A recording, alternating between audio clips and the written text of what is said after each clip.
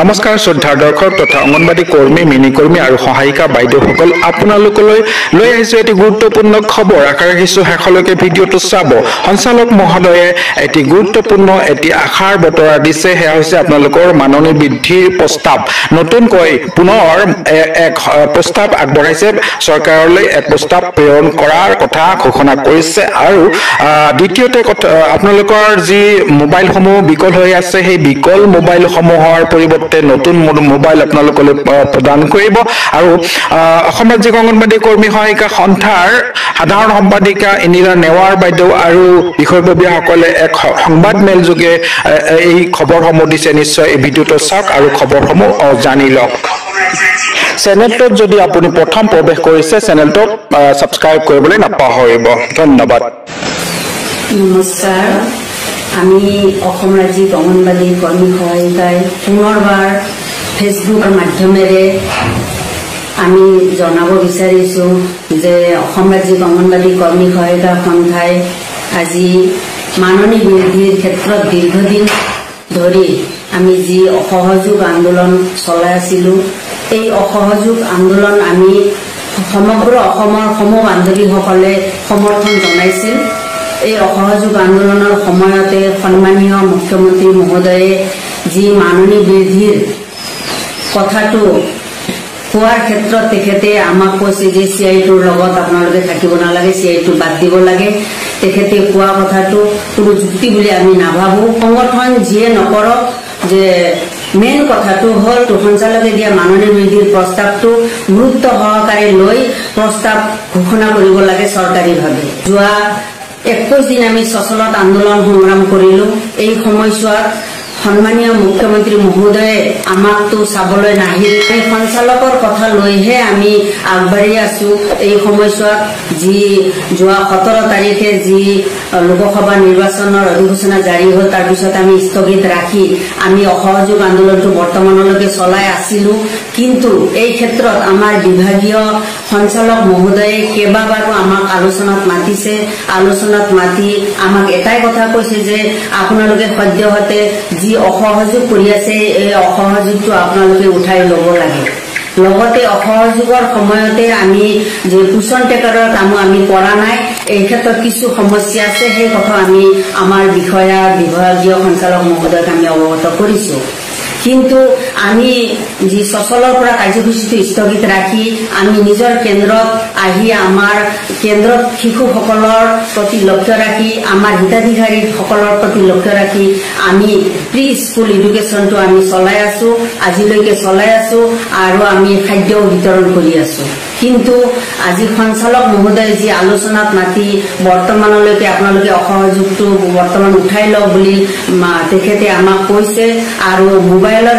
অসুবিধাৰ কাৰণে যি কাৰ্যালয়ৰ পৰা দিয়া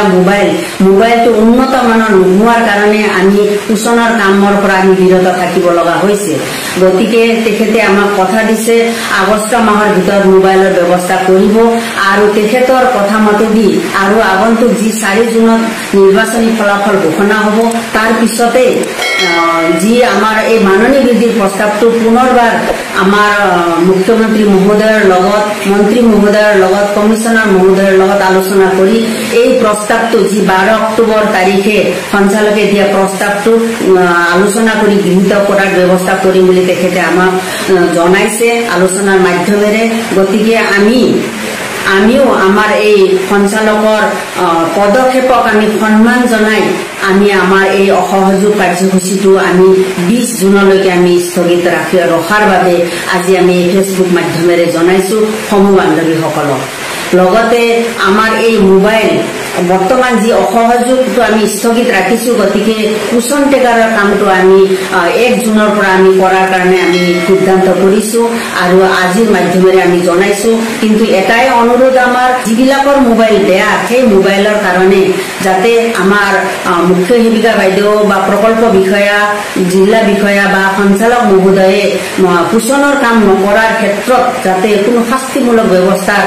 নকৰে তাৰ কাৰণে আমি ৰাজ্যিক সংগঠনে আপোনালোকক অনুৰোধ জনাইছো সংগঠন অধিকাৰ কথা কোৱাৰ অধিকাৰ আমাৰ দাবীৰ অধিকাৰ আমি নিশ্চয় কোৱাৰ আমাৰ অধিকাৰ আছে সেই কাৰণেহে আমি আগবাঢ়িছো কিন্তু যি নিৰ্বাচনৰ আগতে যি মূল্য বৃদ্ধি আছিল নিৰ্বাচনৰ পিছত তাতকৈ দুগুণ মূল্য বৃদ্ধি হৈছে আজি ঔষধৰ পৰা যি নিত্য ব্যৱহাৰ কৰা বস্তুৰ যি মূল্য বৃদ্ধি হৈছে আমি কিমানখিনি স্বাস্থ্যৰ কাৰণে কিমানখিনি সুৰক্ষিত তাৰ কাৰণে আমি চিন্তিত হৈছো সমূহ ৰাইজৰ লগতে আমি অংগনবাদী কৰ্মী এই ঔষধৰ যে মূল্য ইমান বৃদ্ধি হৈছে আমি ডক্টৰে লিখি দিয়া প্ৰেছক্ৰিপশ্যনটো লৈ আমি যদি ঔষধ কিনিব যাওঁ 10টা ঔষধৰ দাম ইমান যদি আমি তাতে আমি 2টা ঔষধ লৈ আমি ঘূৰি আহিব লগা হয় কাৰণ মূল্য বৃদ্ধিয়ে সমগ্ৰ অসম গ্ৰাস কৰি পেলাইছে আমি এখোজ আগুৱাই গলে এখোজ দুখোজ পিছুৱাই আহিব লগা হৈছে আমি যিখিনি বস্তু খাব লাগে প্ৰয়োজনীয় বস্তু আমি খাবলৈ সক্ষম হোৱা নাই গতিকে নিশ্চয় এই ক্ষেত্ৰতো চৰকাৰে চিন্তা কৰিব বুলি আমি আশা কৰিছো আৰু আমাৰ মুখ্য সেৱিকা প্ৰকল্প বিষয়া জিলা বিষয়া সকলোৱে আমাক এই আঁচনি ৰূপায়ণৰ ক্ষেত্ৰত আজি সঞ্চালক মহোদয়ে কৈছে যে তৃণমূল পৰ্যায়ত কাম কৰা অংগনবাদী কৰ্মীসকলে আঁচনি ৰূপায়ণৰ ক্ষেত্ৰত সৰ্বতোপ্ৰকাৰে চেষ্টা কৰি আছে গতিকে আমি চেষ্টা কৰি আছো সকলোৱে বিষয়ববীয়াসকলে আমাক সহযোগিতা আগবঢ়াইছে কিন্তু একাংশ বিষয়াসকলে আমাক বিভিন্ন প্ৰকাৰে তাচ্ছিল্যপুৰত আমাক হাৰাশাস্তি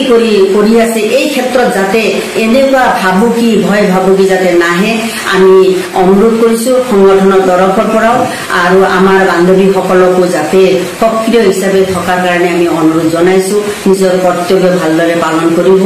আৰু আমাৰ যিখিনি কৰণীয় আমাৰ 1 তাৰিখৰ পৰা আমি পোষণ টেকাৰ কাম কৰিম মোবাইল যাতে সোনকালে দিয়ে ইয়াৰ ব্যৱস্থা কৰে আৰু মুখ্যমন্ত্ৰী মহোদয়ক পুনৰবাবে আমি অনুৰোধ কৰিছো আপুনি যি বক্তব্য আগবঢ়াইছে CITৰ লগত থাকা নাথাকা আজি বিভাগৰ তৰফৰ পৰা আমি কৈছে যে কোন CITৰ লগত থাকা কোন সংগঠনৰ লগত থাকা সেই কথা নহয় যে সঞ্চালকে দিয়া দাবী মাননী বৃদ্ধিৰ প্ৰস্তাৱটো আপুনি ঘোষণা কৰিব লাগে আমি সমগ্ৰ অসমৰ 230টা ব্লকৰ পৰা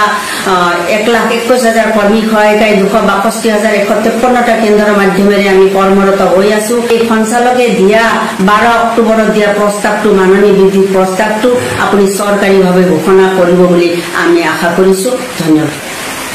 আমি 23 মে গুৱাহাটীত অনুষ্ঠিত হোৱা বিষয়ববীয়াৰ সভাত ৰাজ্যিক কমিটিৰ যিখন বিষয়ববীয়াৰ সভা হয় সেই সভাত আমি এটা সিদ্ধান্ত গ্ৰহণ কৰি আজি পুনৰবাৰৰ কাৰণে সঞ্চালক মহোদয়ক সাক্ষাৎ কৰোঁ আৰু সেই সাক্ষাতত আমি তেখেতক আমাৰ আন্দোলনৰ বিতংভাৱে জনাওঁ যে আমি যি এটা বৃহৎ আন্দোলন চলাই আছো মাননী বৃদ্ধিৰ সেই আন্দোলনটো বৰ্তমান আমি কিছুমান পৰিস্থিতিৰ বাবে সাময়িকভাৱে স্থগিত ৰাখিছো কিন্তু আমি আন্দোলন প্ৰত্যাহাৰ কৰা নাই আমি আন্দোলন চলাই যাম